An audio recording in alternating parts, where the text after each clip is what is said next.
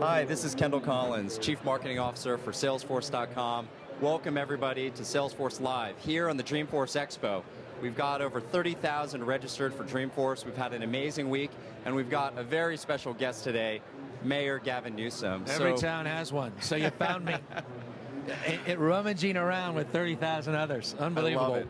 Congratulations, 8 years. This thing gets bigger exponentially. It's unbelievable. I love it. Thank you so much. Oracle, look out. Look out, Oracle. You heard true. it here first. Oracle world's big, and I'm not.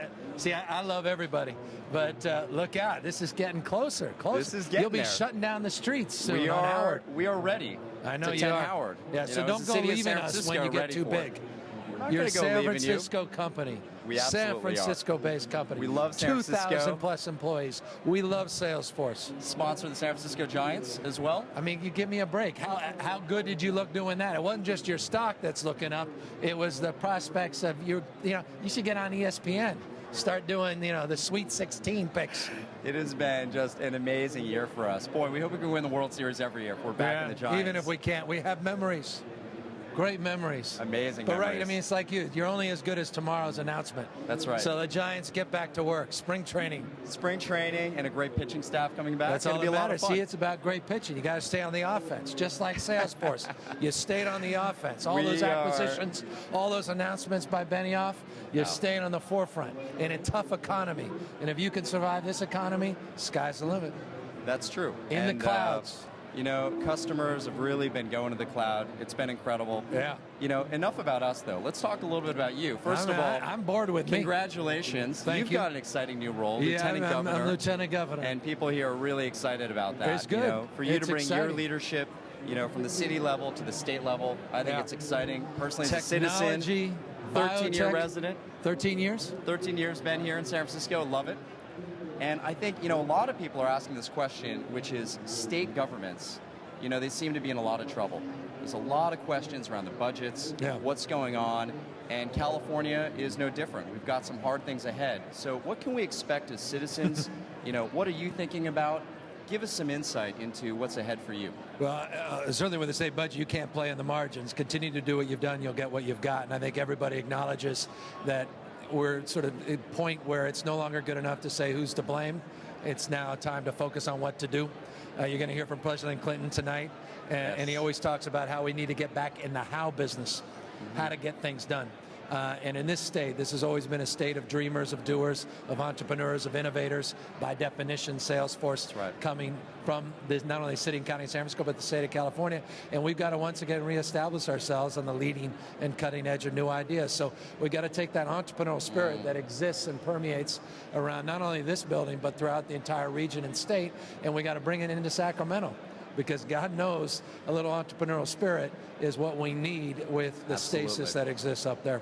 It goes such a long way. The energy that people hear, innovation, and, I have to say technology, it's been incredible. It's been such a driver for Silicon Valley and also for San Francisco. Talk to me a little bit about the future of technology in San Francisco. We've seen some amazing startups, a whole another wave of companies, Twitter-based here, Salesforce here. We're making another commitment to the city, building our campus here, and we're just ecstatic about our partnership. There's commitments and there's Salesforce commitment to the city. And it's not just that mayor guy sucking up at a Salesforce conference.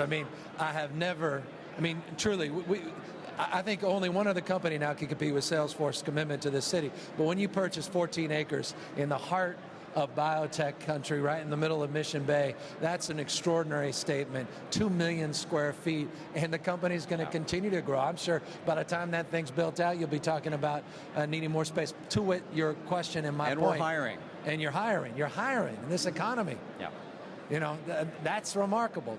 The key then is two things, right?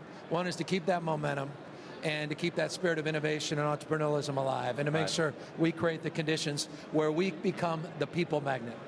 the most important thing we can do to support the growth of Salesforce, to support the growth, as you say, of Twitter or Zynga, all of these other companies in the digital media, digital arts, the biotech, life science, nanotech space, and in the software space and the high-tech space, is to have a people focus. Yes. We've got to out-educate so we can out-compete. The reason Salesforce is here, I believe, is not just because Mark grew up here and loves the city, and a lot of the board of directors comes from the Bay Area, but it's because you know you can recruit the best talent anywhere in the world. And so as long as we create those conditions, then you're going to continue to grow and thrive. The challenge for the state is self-evident. We're losing that edge on higher education, not just K through 12 education. Right. Fee and tuition increases at the UC system, the CSU system, the community college system, which is the backbone of our workforce training in this state, is in peril. So we have got to get back to the basics, which is the most fundamental issue, and that's human capital, people. Absolutely. It's all about the people. And we have made this major commitment to San Francisco because the talent pool is so rich. It's so deep here. You know, more and more people want to come here. They want to start the hottest companies. We acquired one of the hottest companies in San Francisco this morning. Heroku. Welcome to all of our new members of the Salesforce family. I told you my little business was for sale. Yeah, we're ready. It's available, a little wine store down in the marina. I don't know how it fits in the portfolio, but if you want to diversify, we're available. You heard it here first, folks. The ninth cloud. I'm just here to from sell. Salesforce, Plumpjack Wines. We'd love to have it on board. Like that. Thank you. Amazing. Let's talk a little bit more about corporate partnership with cities. Yeah. You know, one of the things that we've always tried to do is really build a foundation into everything that we do from the start. You know, not something that we do as an afterthought. We've got thousands of employees volunteering.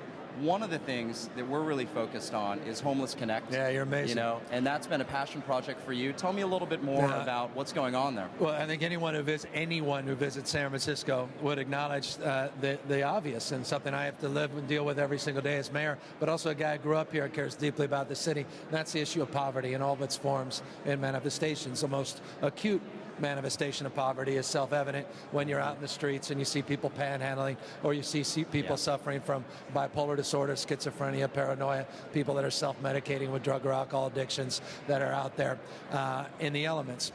We've made great progress. Today, we had our 37th Project Homeless Connect, which was supported by Salesforce at a time when few people really knew what Salesforce was all about. This is about, you know, it's a couple years after the founding of the company. You had a few hundred employees, and Benioff said, look, I've got something that can actually help you begin to measure and create metrics on the homeless issue.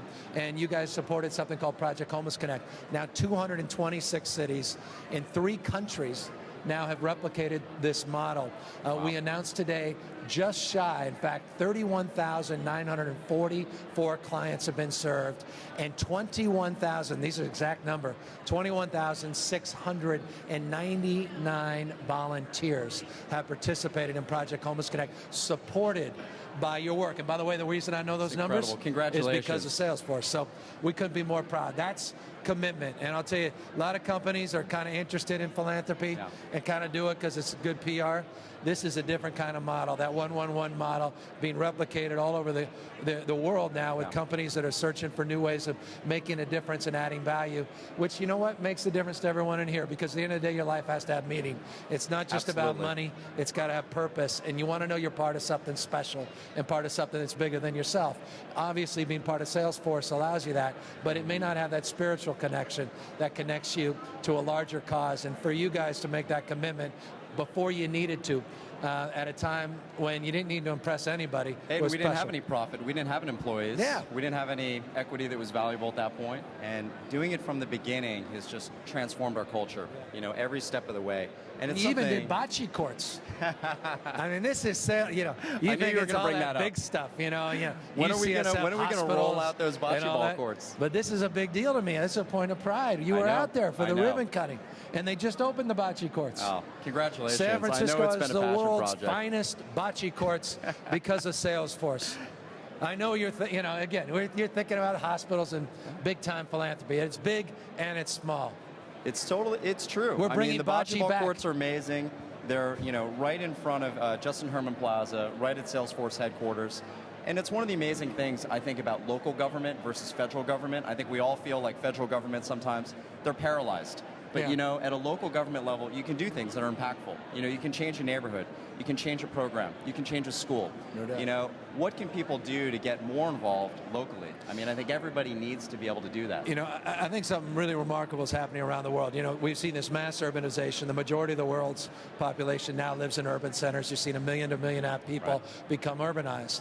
And so really the fate and future of the world is on what cities are doing. It's now no longer nation states, it's really city states, city nations in some respect. Yes. And it's really about local innovation. We talk about states being laboratories of democracy, cities are laboratories of innovation. And it's taking that innovative spirit that exists in the private sector with companies like Salesforce.com and connecting it to the public realm. And we have got to, I'll tell you, the biggest problem in politics today is we're risk adverse, where companies like Salesforce have a risk orientation, measured and managed risk, but a willingness to try new things, learn from mistakes, and try other things. In government, we're scared to death of tomorrow's headline. And so if we want to change, and it's time for order of magnitude change in the way we govern not only our city, our state, but our nation and the world we're trying to build, we have got to take those core tenets of the private realm and start to incorporate it into the public. I love it. It is all about innovating, trying to take some risks, trying to change. We try to do that. I think everybody's passionate about seeing government do that. Yeah. You know, I want to come back to one of the things that you mentioned earlier, which was, you know, you're able to measure all these numbers. You had all these numbers around Homeless Connect. Incredible. Yeah. Technology is increasingly playing a role for nonprofits, but also for government. Yeah. You know, we think about San Francisco as one of the leading cities in the world. Yeah. Hopefully the leading technology city in the world. Yeah.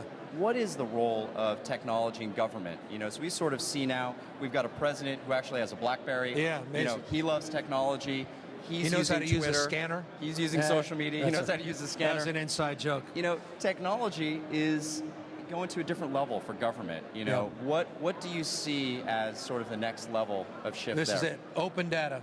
San Francisco became the first city in the United States of America to start putting all of its data, real data, up online in a machine-readable way where people can mash them up and they can start creating applications. We have an actual site with citywide apps because of this open data policy. The first city in America. California needs to do this. The idea of designing government in your image, not the one-dimensional government where it's like a vending machine where you put your money in and you have a limited number of products, but the kind of government where you can design in detail, taking real information and mashing it up in a way that only the private sector with its creativity and ingenuity can. That's the future of government. This is order of magnitude change. The impetus is really starting out here in the Bay Area, but we're going to see this. It's a big part of what I want to do as Lieutenant Governor is push these open data policies, and that's where we're going to see dramatic innovation. I love it. That is what we all want to see. I want to thank you so much for being here. Thank you. Savvy mayor, savvy technologist. Yes, well, this savvy, our next Lieutenant Governor. Company. You got a lot of fans here, people waiting to see you. Thank you so much for joining Thanks us for here, having me being on. part Thank of you, Dreamforce. Salesforce. I really appreciate it. Mayor Newsom. Thanks, man. Thank you.